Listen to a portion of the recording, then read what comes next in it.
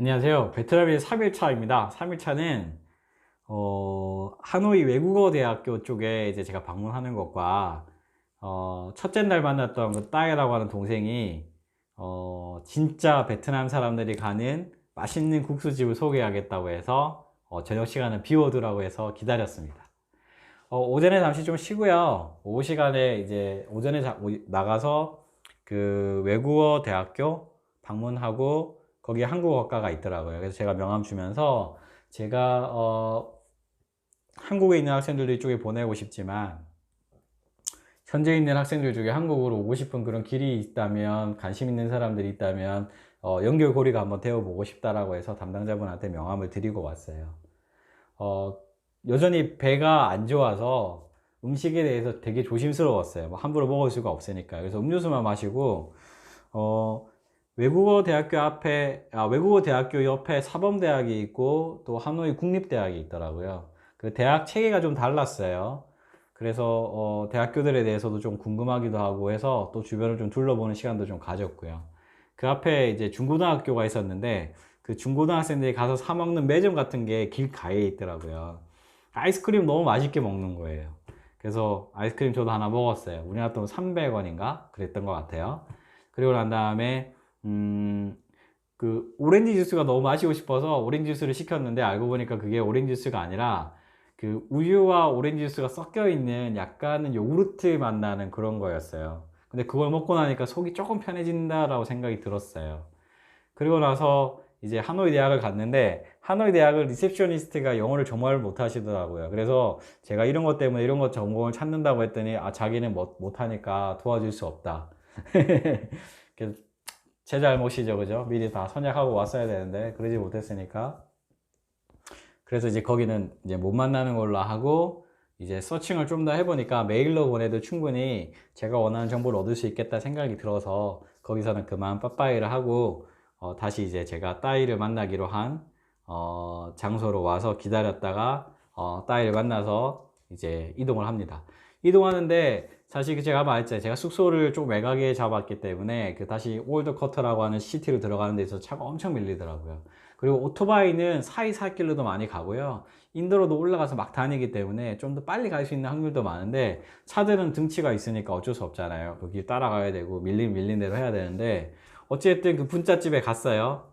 여전히 분짜였습니다. 제가 사실 아까 말한 것처럼 쌀국수 정말 먹고 싶었는데 이번 베트남에서는 쌀국수 정말 제대로 못 즐기고 왔어요. 다음에 또 가겠습니다. 분짜를 먹었는데 이번에 분짜는 진짜 맛있었어요. 인터넷에 나오는 집은 아니었고요. 그냥 현지 로컬 사람들이 가는 곳인가 봐요. 그래서 이제 그 딸도 자기가 여기 좋아하는데 자기가 생각할 때 여기가 제일 분짜 맛있는 집이라고. 근데 분짜 고기 자체가 좀 틀렸고요. 다져지거나 안에 있는 내용들이 좀 틀렸고 또 스프링롤인데 그걸 이제 튀겨놓은 군만두처럼 만들어져 온 것들을 집사람이 꼭 먹어보라고 해서 딸한테 이야기했더니 안에 돼지고기 들어간 거, 소고기 들어간 거, 그 다음에 게살 들어가 있는 부분들 해서 오더를 해줬더라고요. 그래서 먹고요. 제가 돈을 내려고 했더니, 그러더라고요. 여기는 베트남이고 비싸지 않는다. 지금 우리 다 먹은 거 합쳐봤자, 두 사람이 먹은 거 합쳐봤자, 많은 돈도 안 된다. 이런 돈을 형님한테 돈 내라고 할 수는 없다. 그러면서 정말로 제가 돈을 못 내게 하는 거예요. 아, 정말 황당하기도 하고, 어렵기도 하고, 너무 신세를 많이 져서 정말 고마운 마음도 있고 미안한 마음도 있습니다. 그러고 난 다음에, 차 한 잔 더 먹자고 해서 제가 콩카페 갔더니 이야기했더니 자기는 콩카페 안 가봤대요. 그래서 제가 그 미딩 경기장 앞에 콩카페 있으니까 여기 음악도 하더라 좋더라 그랬더니 같이 가서 이제 베트남에 대한 이야기 그리고 본인이 일하고 있는 곳들에 대한 이야기 그리고 제가 베트남 시장에 만약에 투자하거나 해서 들어오게 된다라고 하면 어떻게 어프로치를 해야 된다는지에 대한 이야기들 그리고 베트남 사람들의 성향들에 대한 이야기들 그런 것들에 대해서 이야기 되게 많이 해줬어요.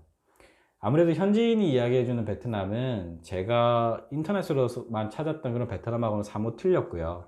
현실적인 이야기와 또 조심해야 될 것들, 그리고 이런 것들은 기회가 될 것이다 라고 하는 것들도 저한테는 좀 도움이 많이 되는 시간이었던 것 같아요.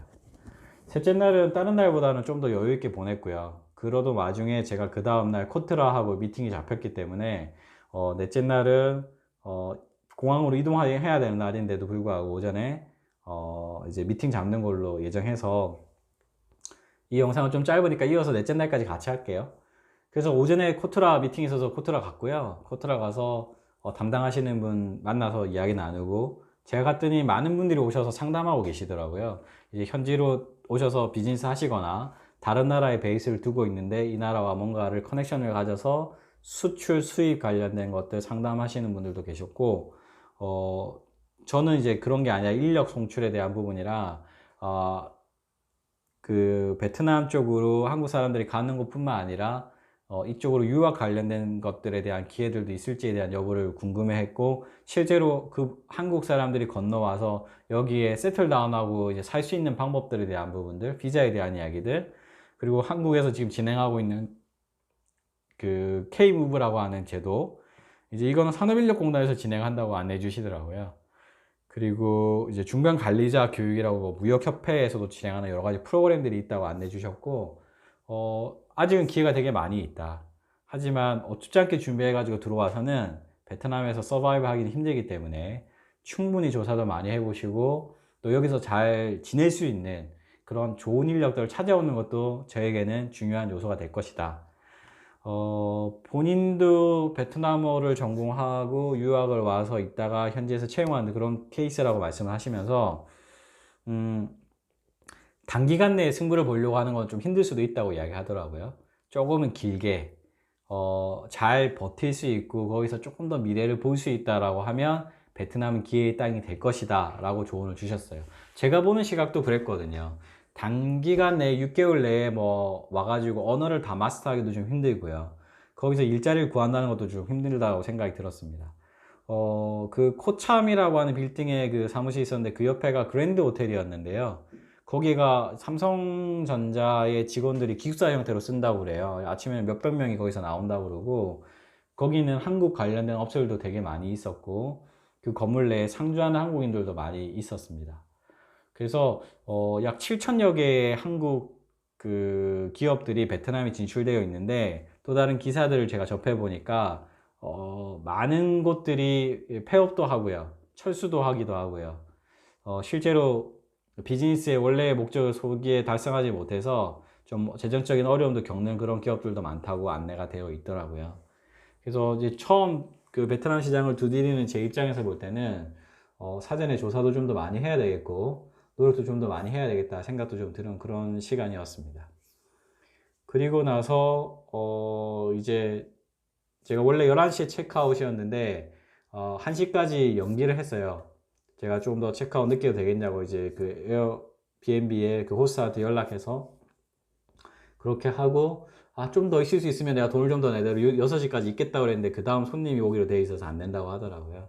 그래서 얼른 와서 체크아웃 하면서 그동안 고맙다고 인사하고, 그리고 그 로비에서 잠깐 대기할 수 있어서 로비에 좀 쉬다가, 그리고 나서 이제 그 오후 5시 정도에 제가 짐을 좀 가지고 이동을 했어요. 어디로 갔냐면 제 친구한테 물어봤어요. 여기에서 제일 번화가가 어디냐? 요즘 사람들 많이 가는 쇼핑센터 같은 데 있으면 알려줘. 그랬더니 그게 롯데센터 하노이라고 하더라고요. 갔더니 지하에 롯데마트가 있는데 거기에 짐을 보관해주는 장소가 있었어요. 무료였어요. 아침 8시부터 오후 10시까지. 진작에 좀 더 알았으면 빨리 나올 걸 그랬어요. 저를 몰랐기 때문에 거기에 있지 못했는데, 어쨌든 제가 가서 맡기고 올라가서 3층하고 6층에 식당이 있는 곳이었는데, 여전히 제가 배가 아파가지고 종로안을 가져가서 3일 연달아 종로안을 먹었는데도 배가 여전히 아파가지고 결국은 3층에 있는 타이 레스토랑에서 제가 좋아하는 팟타이하고 솜땀이라고 하는 그 음식 시켜가지고 먹었어요. 김치찌개에 대한 유혹이 사실 좀 있었는데 어차피 한국 가면 먹을 거니까 여기서 태국 음식 한번 먹자 그래서 그거 먹었는데 꽤 괜찮은 선택이었습니다. 우리나라 돈은 12,000원 정도 냈어요. 제가 와서 냈던 식비 중에 제일 많이 낸 것 같습니다. 그래도 맛은 있었으니까 다행이었던 것 같고요. 어차피 제가 가지고 있는 그 동이라고 하는 돈을 좀 써야 되는 입장이었기 때문에, 그러고 있다가 시간 좀 할애하고 공항에 가서 좀 일찍 가서 기다리자는 생각에 이제 공항 갈 때는 굳이 그랩이나 택시 타지 말자. 86번 버스가 저렴하기도 하고 또 전탱 경험이 될 것 같고 다른 사람한테 정보도 공유해 줄 수 있으니까 86번 타러 가자. 그래서 그랩 불러가지고 하노이 역으로 갔고요. 하노이 역이 그 86번 버스 노선 중에 한 정거장이 있는데 거기가 거의 출발점인 것 같아요. 그래서 거기가 무조건 자리가 있다고 하길래 물론 블로그에 정보에 얻었습니다. 그리고 와서 가서 기다렸다가 9시 10분, 네, 9시 10분 출발하는 버스 기다렸는데 9시 한 12, 3분 정도 되니까 오더라고요. 그래서 타고 비용은 35,000동, 우리나라 돈 1,750원. 그리고 와서 이제 이렇게 시티를 돌고 나서 공항까지 한 1시간 15분 정도 걸렸던 것 같아요. 조금 트래픽이 좀 심했고요. 또 목요일 날 저녁이다 보니까. 그리고 거기도 뭐 우리나라처럼 추석에 대한 연휴가 있는 건 아니지만 중국 분들도 좀 계시니까 약간 이런 것들을 셀러브레이트 하는 그런 시간들이 있던 것 같아요. 그래서 굉장히 좀 분주했던 그런 시티였어요. 공항 들어갈 때는 뭐 여권하고 신분증 검사 잠깐 하더라고요. 그냥 보여주니까 들어가라고 하던데 실제로 검사 잘 안 하는 것 같아요. 그래서 들어가서 너무 일찍 와가지고 사실 좀 기다리면서 전화기 충전도 좀 하고요. 충전 꽂을 수 있는 컨센트가 많지 않은데 각 창구마다의 바닥에 이렇게 닫혀져 있는 게 이렇게 열리는 게 있거든요. 여기 부분에 콘센트 꽂을 수 있는 게 있더라고요. 그래서 혹시 공항 가셔서 충전하셔야 되는 분이 계시면 이렇게 그 창구들에서 줄 서는데 옆에 보면 바닥에 이렇게 쇠로 되어 있는 그렇게 네모난 거 있는데 이렇게 열려 있는 게 있어요. 그거 보셔서 거기서 충전하시면 됩니다. 그렇게 하시고 이제 제가 시간이 되어 가지고 TA 가서 수속을 하는데 온라인 체크인, 웹 체크인 되면 좋았을 텐데 그 티웨이는 해외에서는 웹 체크인이 안 되게 돼 있더라고요. 그래서 웹 체크인 못하고 좀 기다렸다가 수속하고 들어가서 안에 들어가니까 라운지가 있었어요. 저는 PP카드 중에 다이너스 현대카드 쓰고 있는데 거기도 그게 되더라고요. 대신 새벽에 2시까지만 그 라운지가 운영이 된대요. 저는 거의 1시에 도착했어요. 그래서 들어가서 뭐 제대로 음식도 잘 못 먹고 그냥 마시는 음료수 좀 더 챙기고 충전하고 그러고 난 다음에 밖으로 나와서 비행기 탑승 시작하는 곳에 가서 기다렸는데 나름대로 되게 조금 타이트하게 움직인다고는 했지만 여유도 있었고요. 음식이 좀 저한테 안 맞아가지고 배앓이 좀 한 것들 빼고는 베트남에서의 좋은 시간과 좋은 만남들 그리고 보고 싶었던 사람들 만나고 오는 좋은 시간이었던 것 같습니다. 제가 이야기했던 것 중에 특징적인 것들은 그 중간중간마다 사진이랑 그런 영상들 넣어 드릴 테니까 베트남 혹시 가시게 되면 하노이 가시게 되면 참고해 보시는 것도 좋을 것 같아요.